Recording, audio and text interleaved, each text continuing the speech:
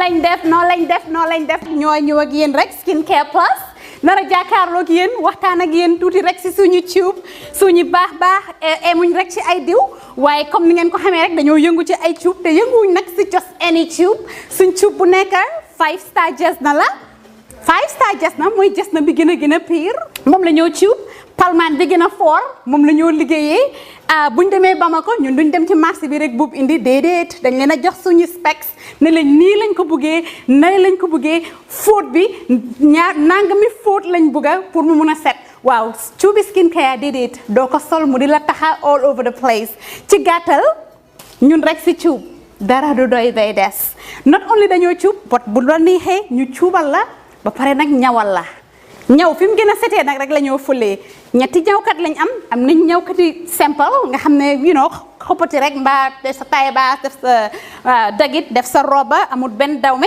am nañ koo xam ne moo ñoo dawme jigéen den am nañ tamit special ñawkat boo xam ne ñawi góor rek la ñoo defal nga bugg a sa his and hers muy korité muy tobaski mbaa muy ngénte muy takka mbaa nga bugg a rek def sa yëkka bu baax a baax daagul ba ñëw skincare plus ñu dimbali la tànnal la cuub fam gën a baaxee ndax sa yëkka gën a foor lii nga ne lan xoolal bi takka la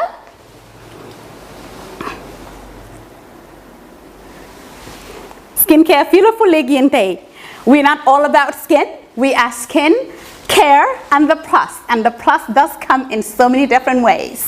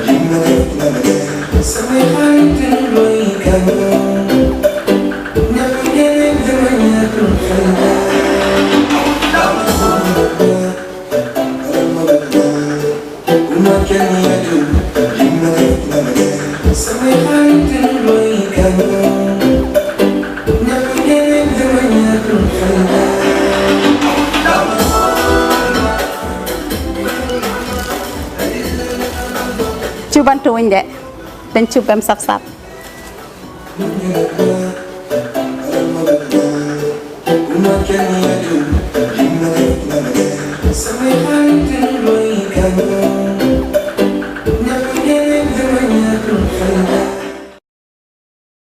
Dreaming of owning a property in a prime location with great proximity and fantastic neighborhood?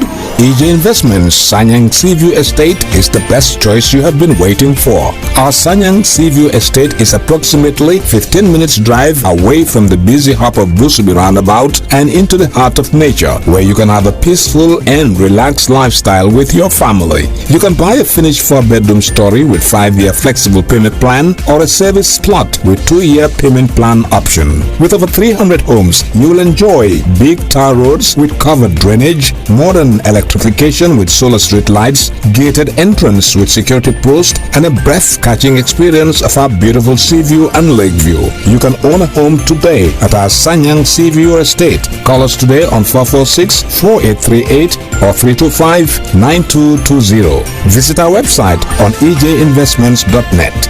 EJ Investments, first in property.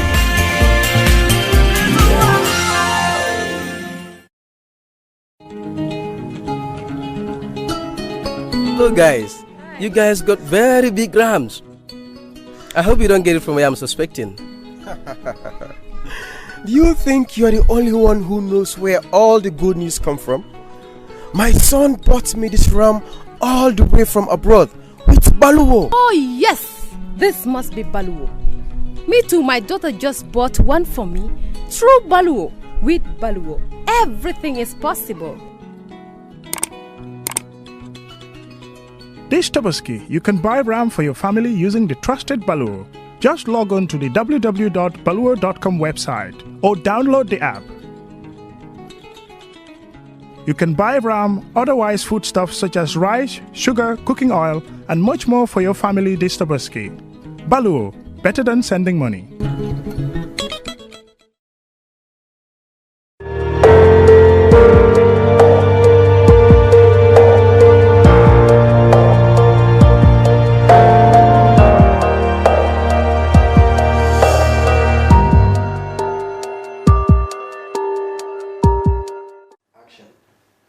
Hello and welcome to the brunch on Kerfatu. I'm Lamin Cham today presenting, and I'm joined by Abdullah.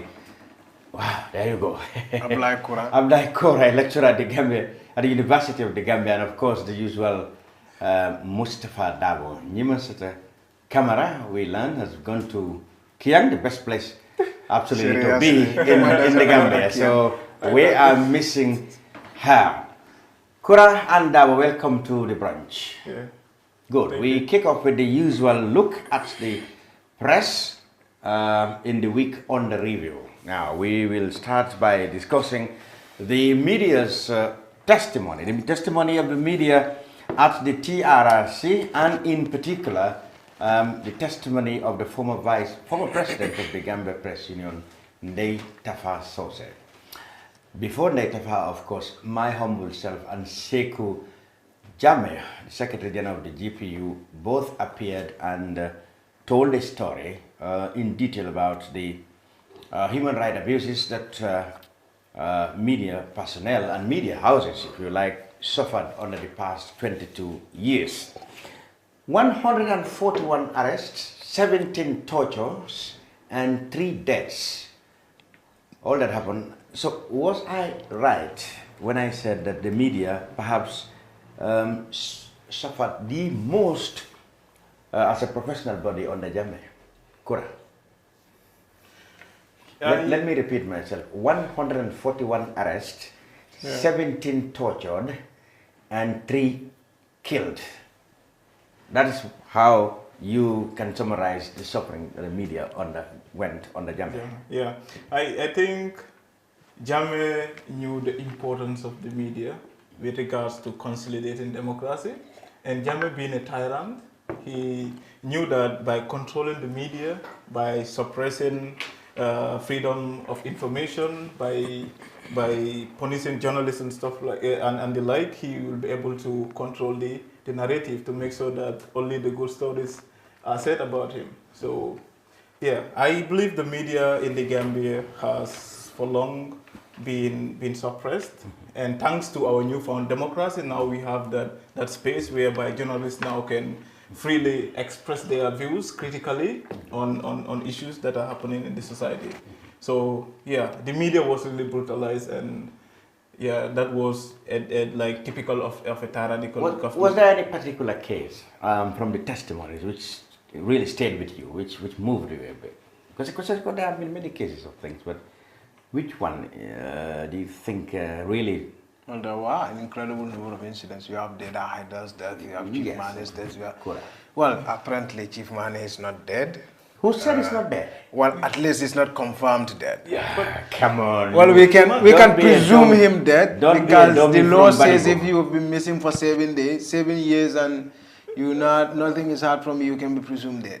7 So years he's is a long time. He's presumed dead now. I want to tell you that there is no other forces, gang or group in this country that kidnapped people. The only kidnapping agents were state-sanctioned kidnappings. And if somebody went and did not come after 10, 12 years, he's almost certainly dead. No doubt about it. So Chief Mane is dead. And as we will hear, of course, in future testimonies at the TRRC, maybe more of the picture will be painted. Yeah. What about you, Cora? Which one really struck you to be the most heinous of all the crimes against the media? Of course. I believe the killing of journalists, like the killing of journalists, prominent journalists like Daida Haidara, you know, and also like he said, the disappearance of Chief Mane, and also torturing certain journalists like the likes of even Seni Marena and many other journalists. So that's a clear testimony of the impunity that was in place. So, but I cannot actually ascertain the degree of this impunity because I do not have much information on that. But one thing that is evident is that Jammeh was not a big friend of freedom of information and the like. So he was very good at curtailing such. So this was really bad for our democracy because like the media is very important when it comes to making so that people have access to information, and access to information also encourages political participation. Because if you want, let's say, voters to be more interested in the daily affairs that are affecting them, you have to give them information. And Jammeh knew that if people are aware of his actions.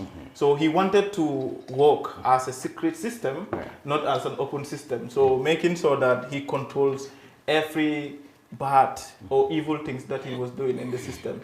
So only the good side of Jammeh was revealed on the media. That is, Jammeh was giving out, supporting girls' education. That's what he wanted. And he was acting as this very, very big philanthropist. And the like, so benevolent dictator. Yeah, the big guy and giving out, helping the needy and the like. So that is typical of a dictatorial system. And Jammeh, at some point, because of his actions towards journalists, has turned even the credibility of many journalists in the Gambia. Has even changed the journalists. Like you will see that many journalists, instead of asking Jammeh critical questions, they have turned to be praise singers, saying things to him or don't ask at all. Yeah, they don't ask at all for fear of being arrested. Fear of being arrested or tortured and the like. So, yeah, this was a very, very big problem with regards to our democracy. There's one particular testimony. The former president of the GPU, Dr. Parsose, actually she stayed in exile for 9 years or more. She alleged that while she was there, because apart from trouble, with the regime, as being a journalist, she also belonged to a political organization. And she alleged that the current foreign minister, at some point, who's also served under Jammeh, went to Mali to seek Dr. Mamadou Tangara. Mamadou Tangara seek her extradition to the Gambia. Although Tangara has denied that. He said, in fact, on the contrary, he was even helping to save both Ndeye and others who were in the list of Jammeh's targets. Nobody believed him so far, as how the reactions are concerned. What do you make of that? Did it give any credence to calls that people who were close to Jammeh definitely shouldn't be close to this system, which is supposed to be reforming what the Gambia used to be? What do you make of the allegation? Not necessarily whether you believe it or not, but what do you make of it? Did it really, you think, brings up any credibility problems to the Barrow government? I believe that if we are to start on a clean slate, we need to do some form of institutional cleansing. That is making sure that like the very people that Jammeh was using to commit all these atrocities. Like, this would be a very critical issue because Jammeh was using a lot of people, obviously. But we need to make sure that also we work on making sure that we appoint the right people and also to be able to have that trust in our public officials. Because trust is very important in this sense, you know. And these are people whose credibility is now at stake because they were used by the dictator to commit all these atrocities. So having the same people in our system brings the issue of trust. And for people to see a government as a legitimate one, there needs to be that trust in the system. So if at all we are seeing people, the same people who were committing these atrocities still working with Barrow and the like, that brings the issue of distrust in the system. Mustafa, what do you think, how do you think Mr. Tangarang was, did you believe him actually in his response? He said he didn't do as was alleged, he actually did the opposite. I see he had very little sympathies as far as the reactions are concerned when you broke the story on Kerfari. Yeah, so I was actually reading what he wrote, Tangara wrote in response. And there is a portion where it got quite a read, but you can understand because it came at a moment when people wanted answers from him. And this was a letter that he personally wrote and sent to the media through his personal press officer, the press officer at the foreign ministry, Mr. Sekou Cisse. So the story where he gets interesting, where he talks about the issue of, I said, I was never asked, excuse me to read this part. No problem. He said, I was never asked by the former president, Yahya Jammeh, to discuss the extradition at any point of any person. He did raise concern over the alleged subversive activities of Gambian opposition members in Mali, notably the late Mr. Kukoi Samba Sanyang, Miss Ndei Tafa Sose, among others, which he asked me to extend to the president of Mali, given that he, Jammeh, would not allow anyone to use Gambia as a platform against any other country, much more Mali. So, does this amount to saying that he came to Mali to seek the extradition of Ndei? So now the point is, for me the point is, this is in very many folds. The first one is, was Ndei Tafa a trouble for Jammeh? Obviously yes. Did Jammeh had interest in Ndei Tafa being brought back? Obviously yes. Because Jammeh was, by this, Tangara is himself admitting that Jammeh is uncomfortable having Ndei Tafa not in jail, but in Mali. You understand? Because in fact, mentioning Ndei Tafa with the likes of Kukoi makes her, I mean, this is a woman whose only weapon was a pen.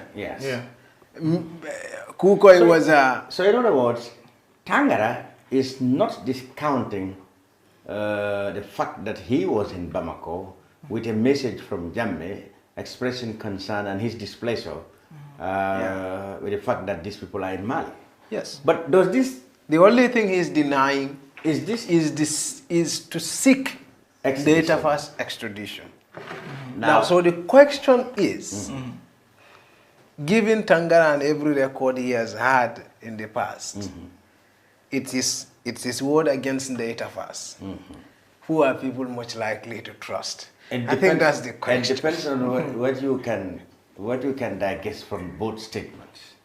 I have a feeling that Tangara's own admission that he was in Bamako with a letter or something from Jammeh expressing concern about that definitely lend credence to Ndei's assertion that there were efforts made by the government to get them extradited. I'm sure even Mr. Tangara himself would understand if people's position, if people shared Ndei's position on this matter, knowing Jammeh and knowing how vindictive he was, and the fact that he was in Bamako. So they can be easily excused for, taken this position. Of course, she did not exactly say where she got the information from, because, you know, she, like you said, was well connected.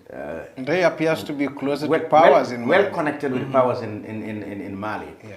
And apparently, she just wouldn't come to this conclusion. And Tangara's admission that he was in Mali, you know, with this kind of message, really, if anything, seemingly, you know, gives credence, that is, to Nday's assassin. What do you make of it? What do you make, Kurang? Who? And Jammeh, like I said earlier, was using like very powerful people to get his whims and caprices being adhered to. So in this sense, I'm not very knowledgeable about certain things that transpired between Ndeye and Tangara with regards to this issue, but who are you likely to trust? I mean, who are you likely to trust? Given the circumstances. Given the circumstances. I cannot ascertain that, but I would say that, you know, Jammeh was capable of anything. Yeah. You know, like Jammeh, I wouldn't say that I would align with people that Jammeh was actually using, you know, but why do you want so now let me put it this way. Obviously, what we know now is that Jammeh badly wanted Ndeye Tafa. Yeah. And Tangara admitted Jammeh told him. Okay. Jammeh, in fact, put Ndeye Tafa. Tangara didn't say that explicitly here, but he implies that Jammeh, in fact, put Ndeye Tafa with the likes of Kukoi. Yeah. And that certainly tells us perhaps how Jammeh really badly needs Ndeye Tafa, right? Yeah. Do you think, is it plausible that Jammeh would have asked Tangara to seek her extradition from Mali? Yeah. Doesn't that sound plausible? Yeah, it's plausible, of course. Well, it's obviously if plausible. And those Tangara look likely to abide that order, or was he by repetition? Okay, that's the most important thing here. No, the problem is that if indeed Jammeh gave him such a message, there was no two ways about it. He would deliver such a message. You think so? Of course. Well, here is what Tangara said. Let me read what he said. Yeah. I was never. No, he said during my conversation. After what I read, this is the second phase of what I read. The second sentence. During my conversation with my Malian counterpart, who happens to be a very good brother and friend, I confided in him to advise Miss Sosi to be vigilant. Because Jammeh is claiming that he can reach his perceived enemies wherever they are. In the same vein, when I came back to the Gambia, I reached out to a brother, Mr. Jibi Ba, and asked him to watch his guard because his name surfaced during the issue relating to the above-mentioned arrest and detention of emissaries in Mali. He's still around and can be contacted. For obvious reasons, I did not reach out to Miss Sosi directly, but I was one who requested the Malian authorities to provide her protection. But Ndeye says that wasn't the case. No, because Ndeye's statement precedes Tangara's. Yes. Not in response to this, but Ndeye said it was her organization that provided her private protection. Yeah. So this was not Ndeye, as far as we know, doesn't have state protection. So if Tangara's statement is anything to go by, he is now trying to say that, in fact, contrary to what Ndeye has been suggesting, he went out of his way, out of his official duties actually, to in fact alert and short protection for Ndeye. That's what he's telling us, whether we can believe in that. You know, you mentioned some emissaries of Jammeh being arrested. I think this was a different matter on cattle something. Yes. He sent them on cattle something and they were arrested. Yes. So I think all this time, Tangara went on two missions. One was this thing and the other one was to see whether Jammeh's emissaries could be arrested, could be free. I think Jammeh had quarrels with virtually every country around the Gambia where he thought his political opponents are based. I remember the same thing with Dakar, Senegal and Express. All right, let's move on now to the APRC press conference where we had Fabakary Tombong. We appears to be having PPP. All right, what we're going to do now is before we move on to complete this, we have a breaking story. Apparently, the what I would call the rival faction of the People's Progressive Party, the PPP, are currently having a meeting at the Independence Stadium, and we guess this is the meeting called by senior members of the party and the likes of the Honorable Yaya Sise, Khalil Singate, and others who we learned weren't happy with the way the December Congress went, which resulted in the election in courts, if you like, because it's still been disputed in the courts of Papa Njai. So, to know what is happening this morning at the Independence Stadium, I'm joined on the line by Mr. Bolong Sonko, a prominent member of the party. Mr. Sonko, welcome to the brunch on Kerfatu. Yes, thank you very much, Mr. Cham. Good. Can you very quickly tell us what is today's meeting about? What we know, of course, is that matters of the PPP from that Congress are in court, but this one is separate from that. What can you tell us about this meeting? This is part of the normal review process of the party. So you just come to see how far, what has been done, because we have our regional coordinators. With us, you have the secretariat. So once in a while, we bring members. This is not the first time, this will be the second time. We had a first meeting in Bakau after the Congress. December 2018. So this is another opportunity to review issues, to review progress in terms of the programs we have set ourselves to achieve, see what constraints exist, and determine the way forward in implementing those decisions.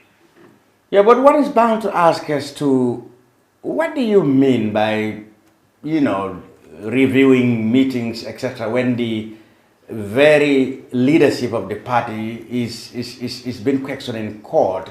Does there exist a rival PPP group which you said which is carrying out these meetings? Because apparently this means that there's a rival, you know, section of the PPP. Would you say this is the case? No, I think that is clear. There is another branch.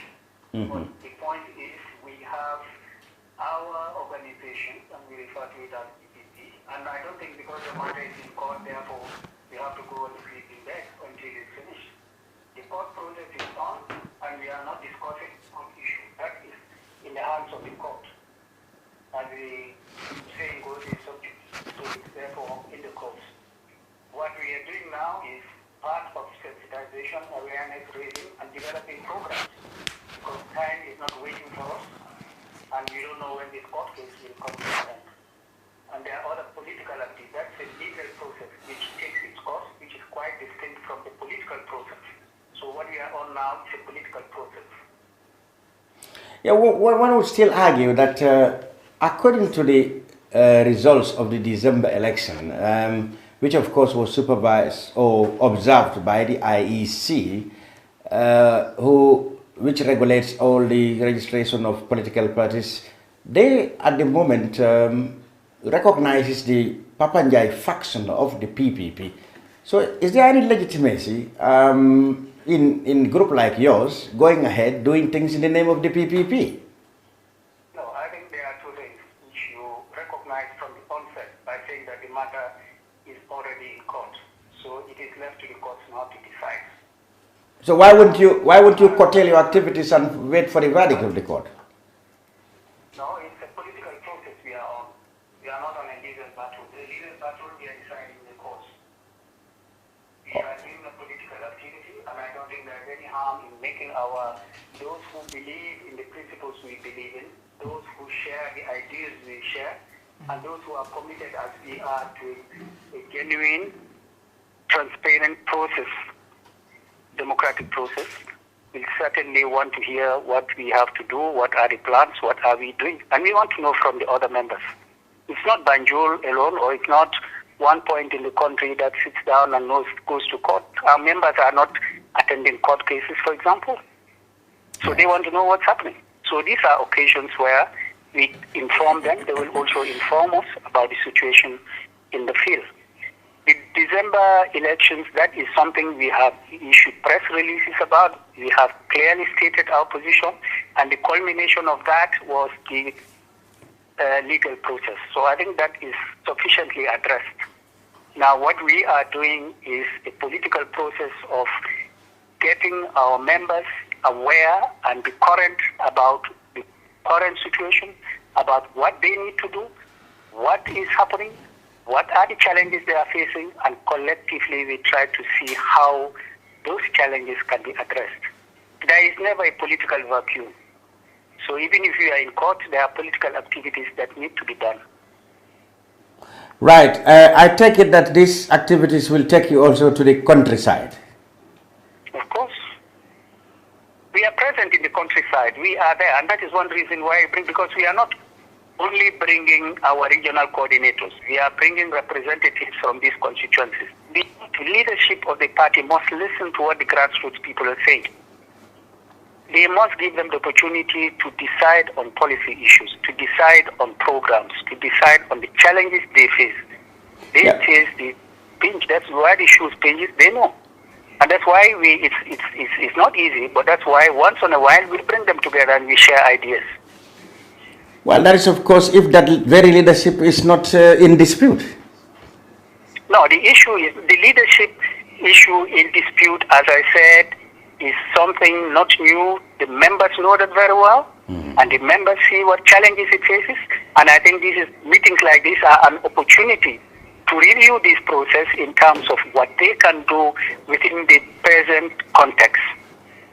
And this is something which one single unit can do by itself. We want to have others join us. We want them all collectively, representatives of the people. We discuss this in present status. What challenges you face in the field? They bring us those challenges. I'm just out of a session now, and that session, the various coordinators tell us what is happening in their various constituencies, and the constituency representatives, other than the coordinators themselves, also come up and either dispute or say, no, this is what we want to see, are the challenges we face. So this is a dynamic process of interaction between the leadership and its various members. But of course, leadership issue in terms of who leads the party, I think those are, because who leads the party today is this, today is this, why that is a challenge really. We have taken a measure we have taken the required step in that regard by taking the matter to court. So let us allow the court to take its course. But that doesn't mean we have to go on holiday and sit back and wait until the court decides. Then it might be too late for us. Right, okay. So, but of course, finally, is it fair to say that all the people who are attending this meeting obviously are the people who naturally supports Bakari Dabo's leadership bid and not Papa Njai's? Well, I think it stands to reason. Unless people in the other camp decide to come and join us. But otherwise, it's people we share with, it's people we share a vision with, it's people with whom we have clearly defined criteria or expectation of how a leader should be, how a leader should behave, and what is the track record of that leader. This is the issue. We are very objective in our assessment of the situation, and I think this is what we want our members, this is what we want our fellow party militants to adopt. We don't want insults. That's one thing we say. We don't want personality insults. We don't want insults of groups. That what Gambia needs is ideas. And these ideas are generated when those at the top interact with those at the middle and at the bottom, and they look at problems and collectively say, this is how we think it should be done. That is what we should be talking about. Exactly. Now, not of course trivializing or discounting what is happening in the court. Many people see this thing as just a row between, members of the PPP. For example, on your side, we know of Alhaji Yaya Sise, Kalilu Singate, yourself, and so many others. But on the other side of Papanja, we saw only OJ. People believe in that. Okay, is this not just a row or a dispute between OJ and the rest of the members of the PPP, which could easily have been resolved, before it gets to court level? Is this not just a dispute between the rest of the party and OJ? I see only OJ among the among the, of course, the Keba Jalo and so, but I saw most of the senior people with you there. So it's like a difference between the two factions of the party, which is what we are seeing. What would you say to that? No, not say anything. I think I have taken note of your view. I'm sure there are many other views on this issue. And basically now I think we have passed beyond the stage of views. For the moment that we have taken the matter to court, I think the issue now is reasons as to why we disagree and why we object to. And the law will look at those reasons and take a decision. Finally, between a small faction and another is now a matter for the court to decide who is on the right track. Now, finally, you must have made a report from this countrywide assessment you had. What are the people, party supporters, are saying about the party's current state? They're just rededicating their interest and commitment to us and saying that the people are waiting to see us. They are eager for this court case to be finished because they are eager to engage fully with the Gambian people. And they say the Gambian people are expecting to re-engage with the PPP. Mr. Bolong Sonko, thank you very much for talking to us. Thank you. It's my pleasure. On the brunch. Well, there you had him. Where do you make of what do you make of this meeting and what we had from Mr. Sonko? Is the PPP witnessing what actually is a growing split, not mendable, not fixable, even after the court case, whatever the verdict is? What do you make of the Quran? It's interesting that such a critical time PPP is faced with such crisis. I believe this is a time when they should rather be unifying their efforts as opposed to splitting, because clearly now we're having two PPPs. Absolutely. So I don't know which is which, whether it's the OJ led or Papanjai led one, or is this new Bakari led one. So considering that PPP is not also that very strong recently, to be honest, they do not have that strong base. Yeah. So I believe they should rather work on harmonizing their efforts, resolving their internal problems, as opposed to having this split. This is not healthy for them. There is no way that this kind of division can help them gain the confidence of the electorate. What do you make of Mr. Bolong? Equally, I think it's a massive failure of common sense. I mean, if PPP, both sides, come together, imagine if you have Bibi Dabo and Papanjai in one camp. Yes, the old and the the old and the young generation. I mean, common sense would tell you that Bibi, with all the experience he has, with all the political base he has, perhaps he would lead, and Papanjai playing second fiddle. Yeah. But then when you have others behind, not leaving and not leaving at the same time, that's what created the PPP problem. That's the impression I was trying you to have make PPP, all PPP people who want to paint a picture that they are not leaders anymore, but they don't want to leave. The gerontocrats. Yeah, so they use their own influence to create a leadership, which created this. If you want to play the role of neutrals, that is, doesn't belong to any camp in the PPP, but yet you want to analyze, in your conviction, the interest of the PPP would be enhanced far more in the hands of Bakari Dabo or Papanjai. Who do you believe whose leadership will really help the PPP?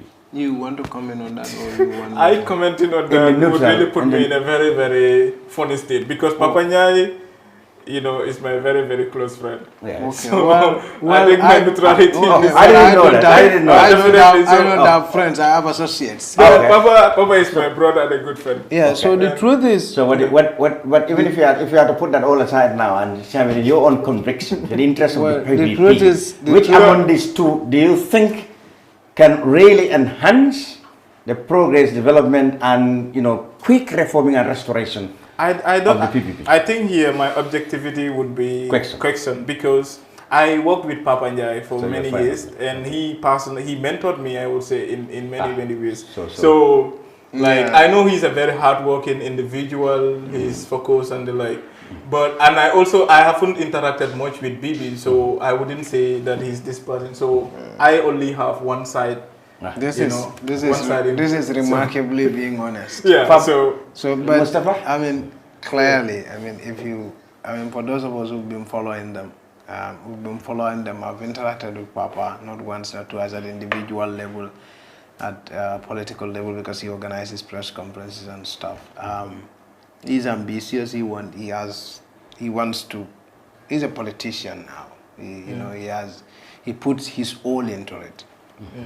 So is Bibi. Yeah. But so if we are going to assess the two, we will have to look at two things. We will have to look at their base. What is Papa's home? Like, where does he call home? Where he gets to win? Where you could say his win is guaranteed here. His base. In other words, Sile has Wuli, Haliva has Serakunda and stuff. So, his support base. Is Bibi also having? Bibi has proven in the past to be a strong political candidate for the PPP. He's been popular. He's tested the waters before. Even UDP was uneasy when Bibi attempted to come back because they feared he may take the Kiangs from them. Yeah, you could see even UDP was uneasy. If you had been speaking to UDP supporters, they feared Bibi could have taken the Kiangs from them.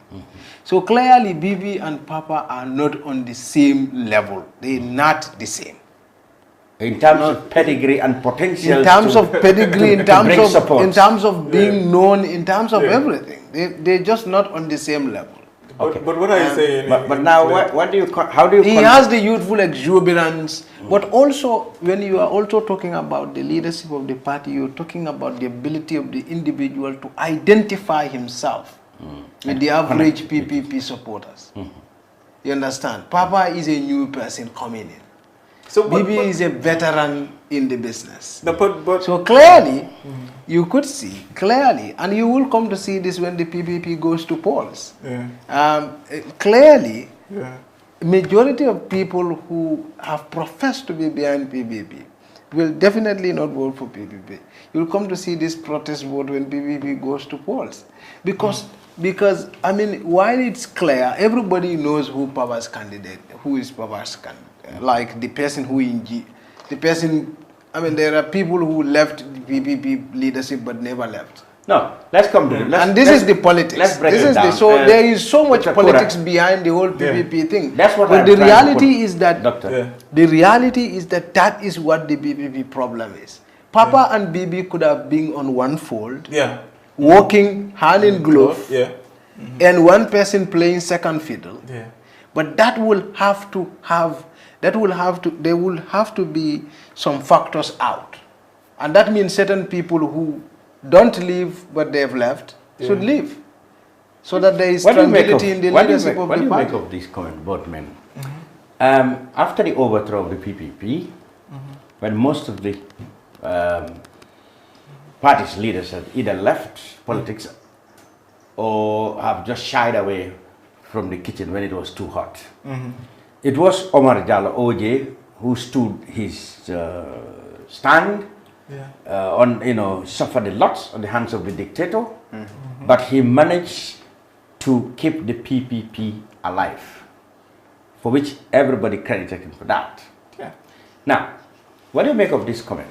However, when it comes to a time when he felt that he could not go ahead, he naturally destroyed the party's interest, allegedly, by refusing to simply step aside and hand the party over to his colleagues in the past government when they were in PPP, naturally because of personal differences. Or he feared that when the party is given to those people, they would eventually form an alliance with his present-day political force. So he went and found a proxy in Papanjai to do his bidding and hold the PPP out and away from his senior colleagues in the party. What do you make of that? Is there any justification in that? No, but is that what happened? Yeah, for me, what is important to me is that our political parties, our political parties are governments in waiting. Yeah. So it's important that our political parties are democratic in nature. Yeah. We shouldn't see it as something that we own, that we control, and it should that not we could simply transfer from one it should not be an hereditary system, but rather it should be a democratic system. So OJ suffered a lot in the past, yes, and that is something that PPP would, and the Gambian people would really commend him for that, because of the efforts and in fighting against the dictator and the like. But this does not mean that our political system should be reward oriented. It should not be a reward based system. I don't know if you get me. Yeah, I know. That is, if I was the one who suffered most of the brunt, I should take this. So I should be the one rewarded. So if that's the case, we have seen in many situations in political countries, parties, whereby even in Gambia, whereby politicians feel that in the Gambia that's becoming a phenomenon. That is, even in our new democratic dispensation, politicians feeling that.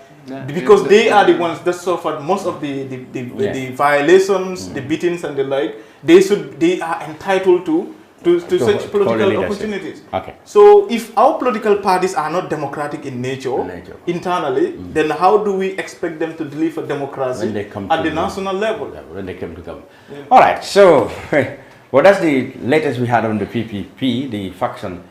So apparently they are in court, and perhaps this is what is going to eventually break the back of the party at a time when they're trying to bring it back. Well, because there you have, no matter how insignificant you may think either of the sides are, every side in this fight is significant. Papa comes with something to the table, and BB comes with something to the table. But now when you have all of that divided, you have the party's back broken. Definitely. At a time when so much unification is needed. That's why I said it's a massive failure of common sense. I mean, What do you make of this? The matter is decided in court. One side is not happy with it, and the party split into two, both claiming to be the PPP. Court is never solving this. So this is not. That's in fact the message he is telling us. That's what he is saying basically is that anyways we are moving. Yes. That's right. What the court decides is that's what the court decides. But what if the court decides in favor of Papa and OJ? Which is like. So meaning then the others are going to be disgruntled and they are going to be left out. But these people have, from what he's saying, is already they are not bothered with the court case. Bakari has made that clear. They are not bothered with the court case. What they are focusing was to get to the party to mobilize people, how to call it, who would take the position that look, the party has to be Bakari, or we are not PPP.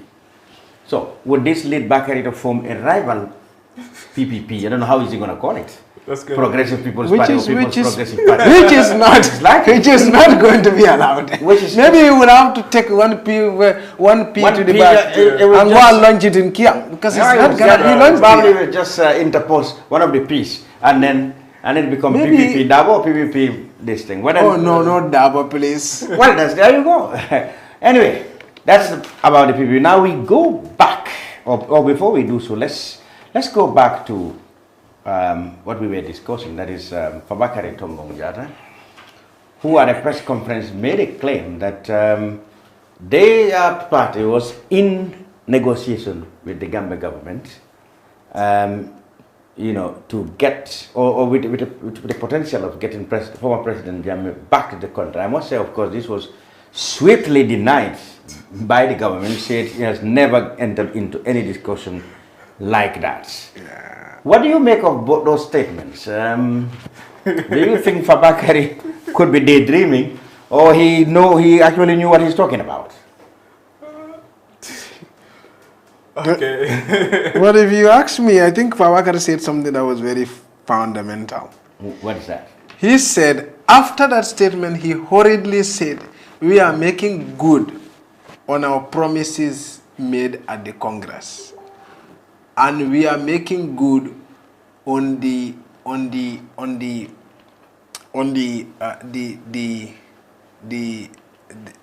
task given to us by our delegates at the Congress. Which were too. So I think Fawakar was playing to the gallery. Yeah. But I mean, personally, that's my feeling. I think because that question came, and that question came whether you people because there is this individual who asked, you went around the country, supporters of APRC said they badly miss Sheikh Professor. Fawakar was on the spot. He couldn't say, oh, well, Sheikh Professor is not coming. That's not an option. And you can say, oh, Sheikh Professor will be coming, but not now. As